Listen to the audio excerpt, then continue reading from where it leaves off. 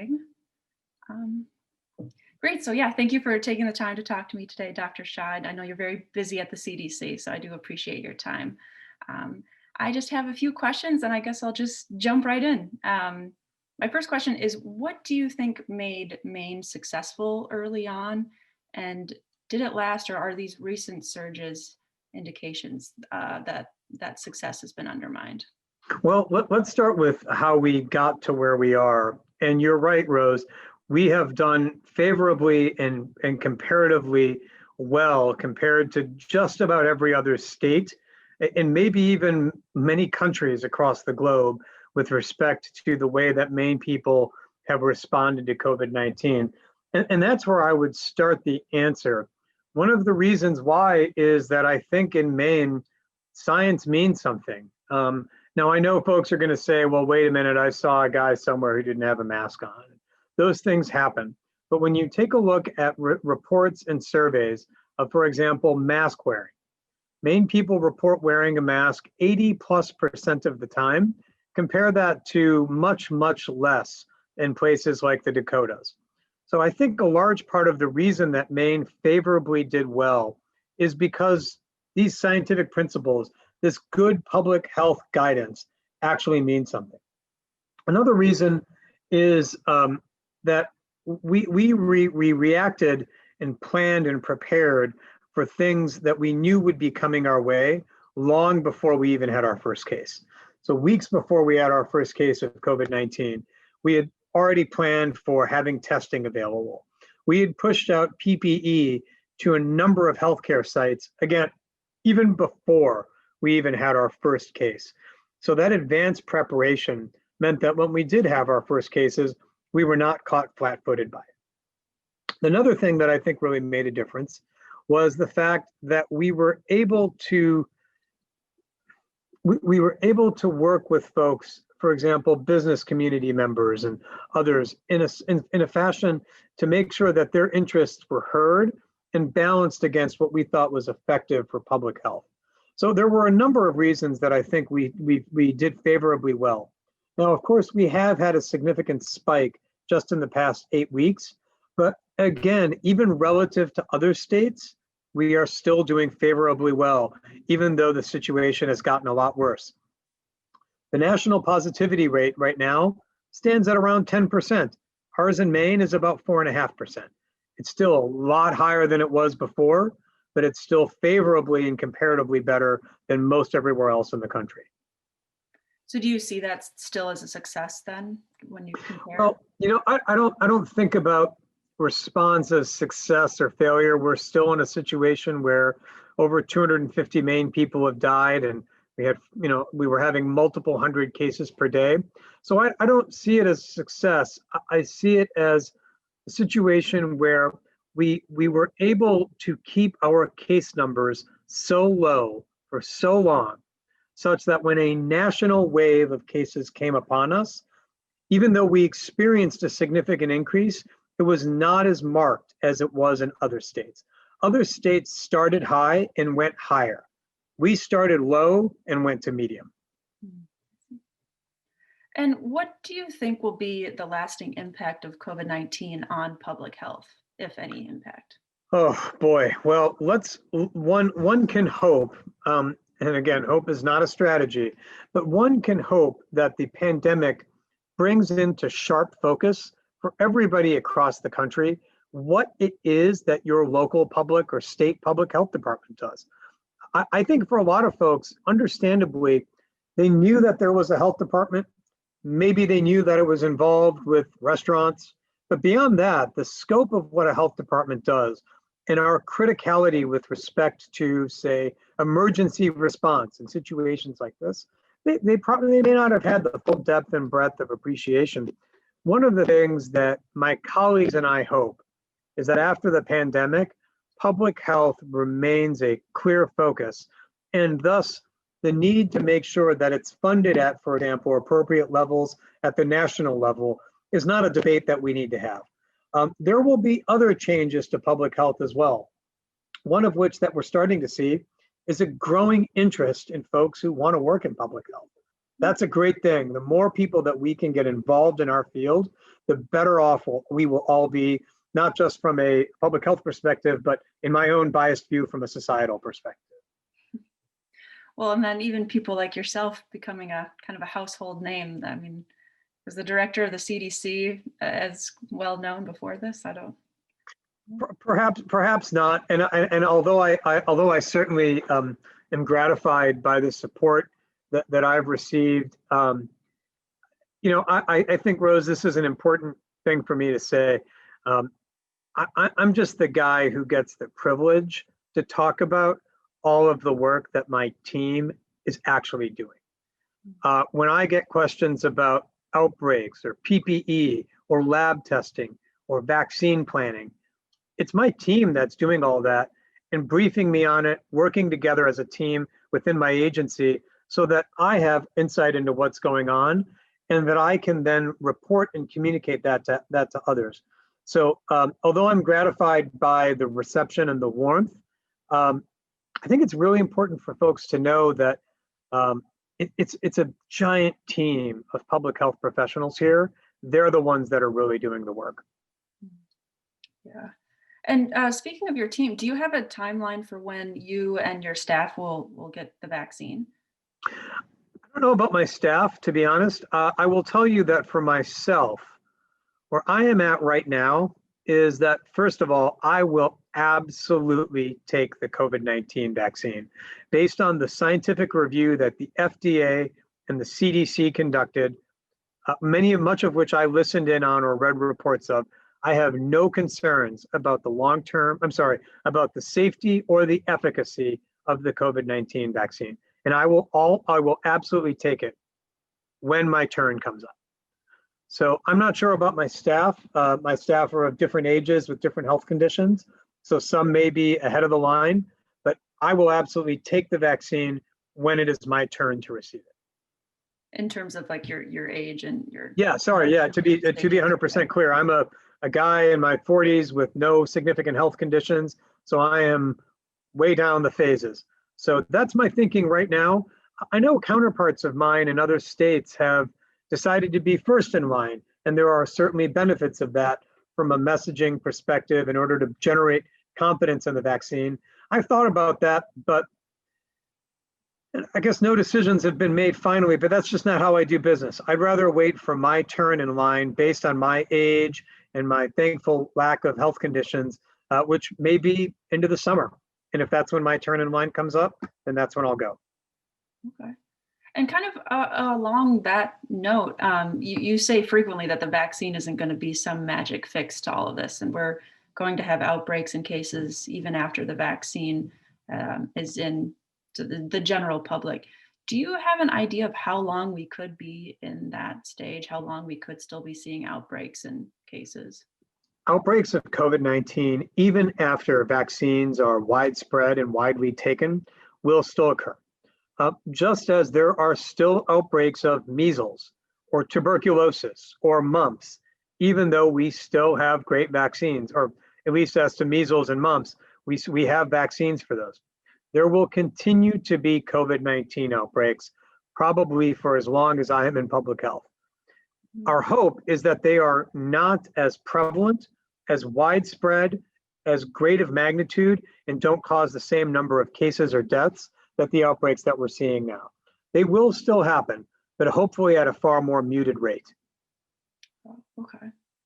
And I think you touched on this during the press briefing today, but can you talk a little bit about the plan to get that vaccine to rural and older folks, and especially how you can help those people come back for the second dose if they're hard to reach? That second dose is a very good point, Rose. Let's talk generally about the plan, especially in rural areas.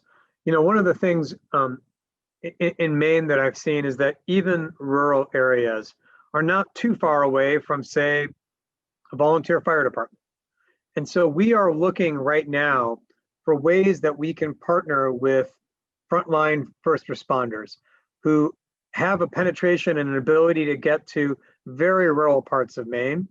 Now, will we be able to make it such that no one has to drive more than 1 or 2 miles? That may not be the case, but by, I think, working in concert with pharmacies, places like fire departments, as well as perhaps other public settings, parking lots where we can set up at a high school or something of that nature. We believe we'll be able to get good coverage of the vaccine. We're hoping to make it as easy as possible for the widest number of individuals. It's going to be a challenge, there's no question about that. The second dose in particular provides a challenge. The goal really in getting folks to come back for their second dose is to convince them of the importance of why they came for their first dose in the first instance. We think that if we can get folks in the door for the first dose, the second dose will not be such a challenge. And how are you working on getting people in the door for that first dose?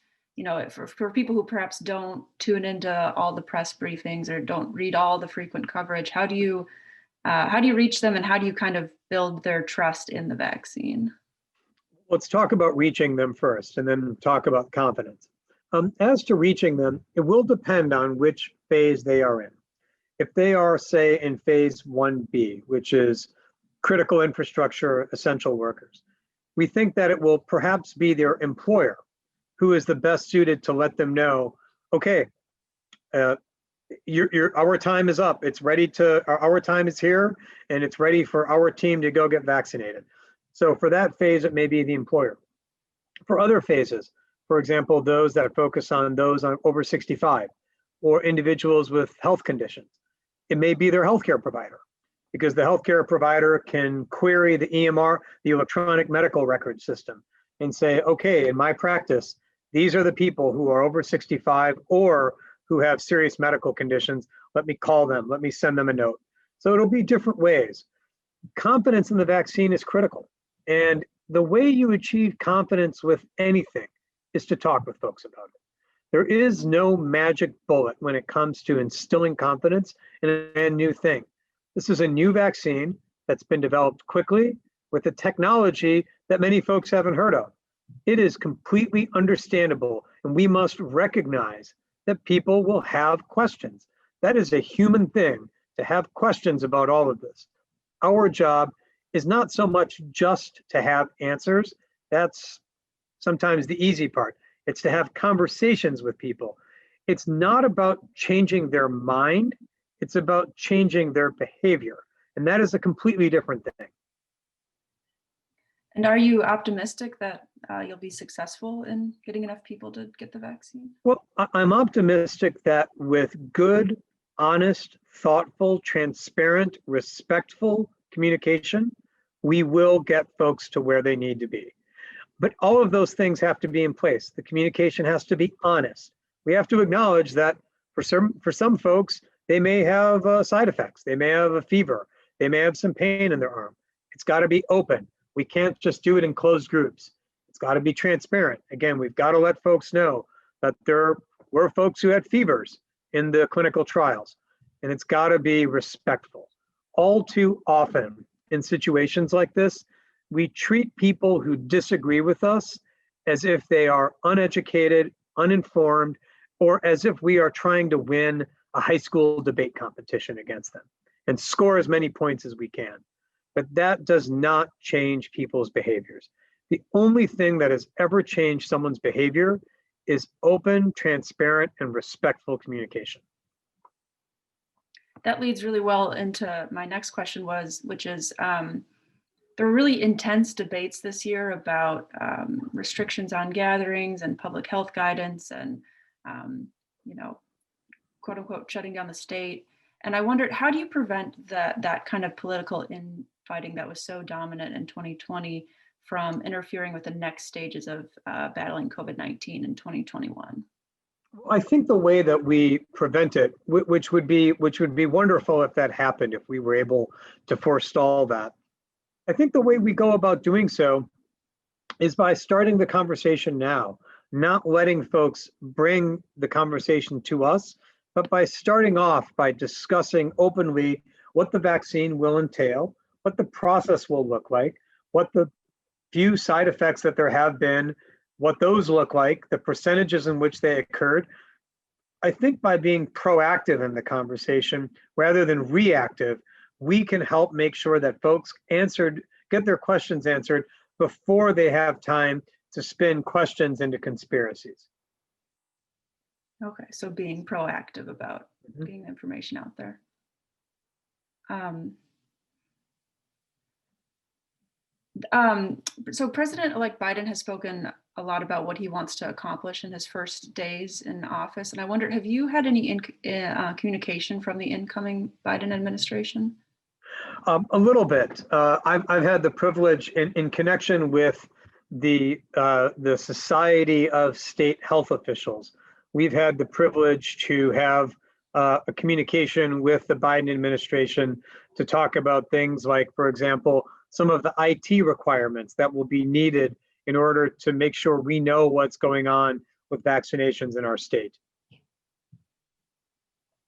And have you had any indications about what how the leadership might be different under the next administration?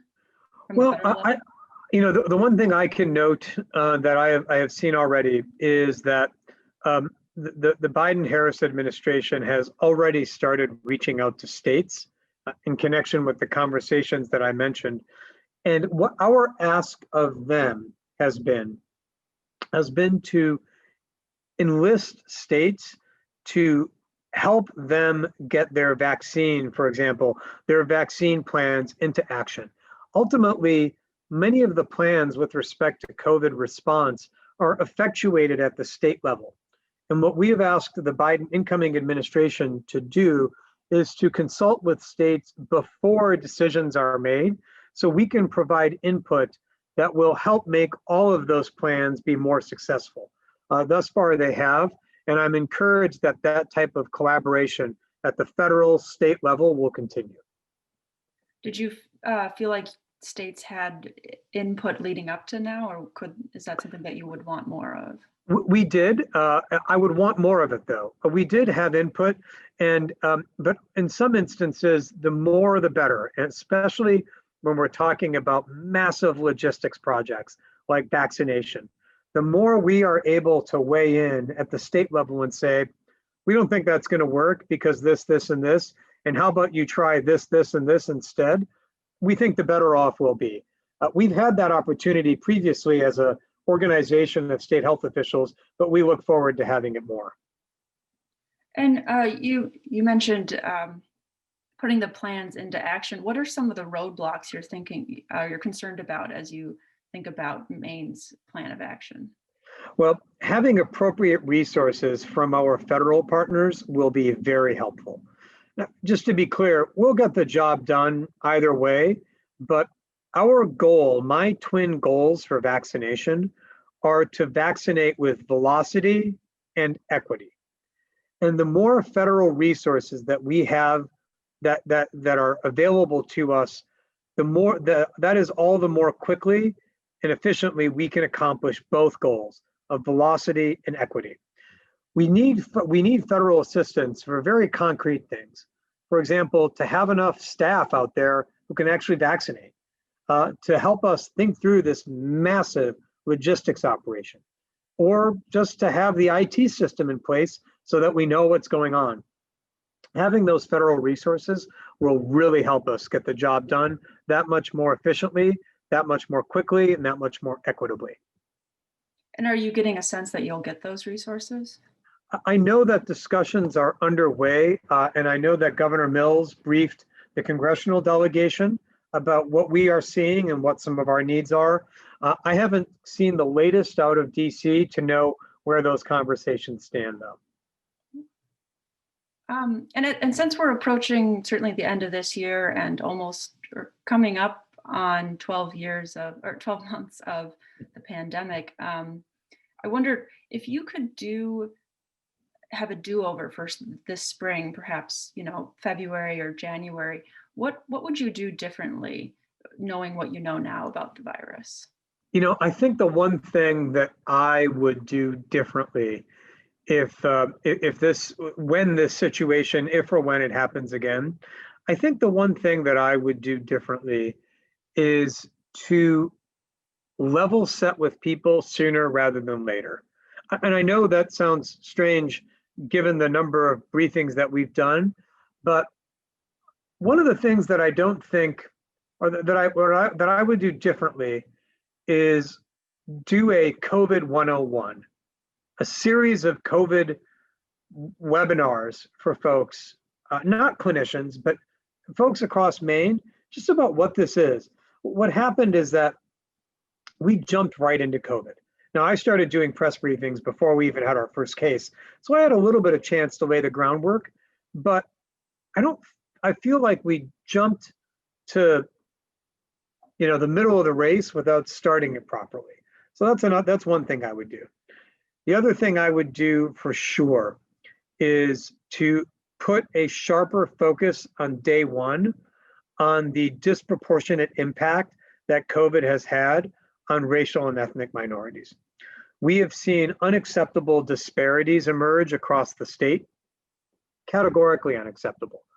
And I don't believe, if I were to do everything over again, I would put those concerns front and center. I believe that we did address them, but clearly not sufficiently enough. And so that is something I think we would devote even more resources to make sure that those disparities, to the extent we could, did not open up in the way they did. Can you say a little bit about that? Because Maine did have in the summer the worst racial disparity in the nation in terms of cases. Can you say a little bit about why that was and what the CDC did to try to rectify that, I guess? Yeah, there are a number of reasons why. They have to do with structural factors that govern where people live and how they work, where they work, the so-called social determinants of health. And those factors, again, were partly driven by those social reasons, but also these very, very challenging things like where people live and their housing conditions.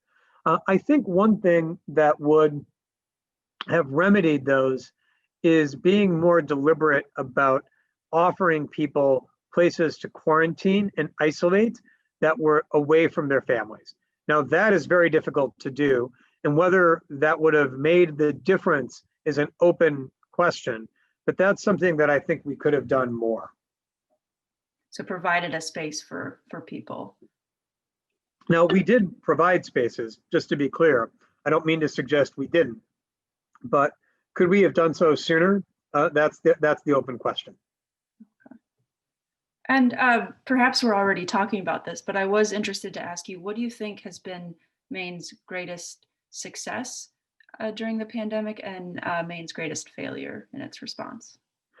Yeah, I don't really think about things in terms of successes or failures, partly because we are just beginning the next chapter of what is a very, very long book.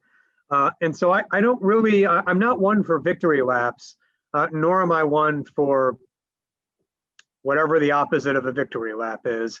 That being said, I think there are things that other states have copied that we have done particularly well, specifically around case investigation, contact tracing, making sure that we were getting to folks within a short period of time.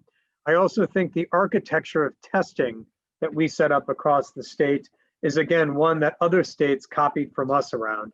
But are there things that we could have done better? Absolutely. For example, the discussion around racial and ethnic disparities. There's no question about that. But I know it sounds coy, but we are still in the middle of this race. And so there will certainly be time to reflect upon what some of the high points and low points were. But right now, our heads are down because we're still in this.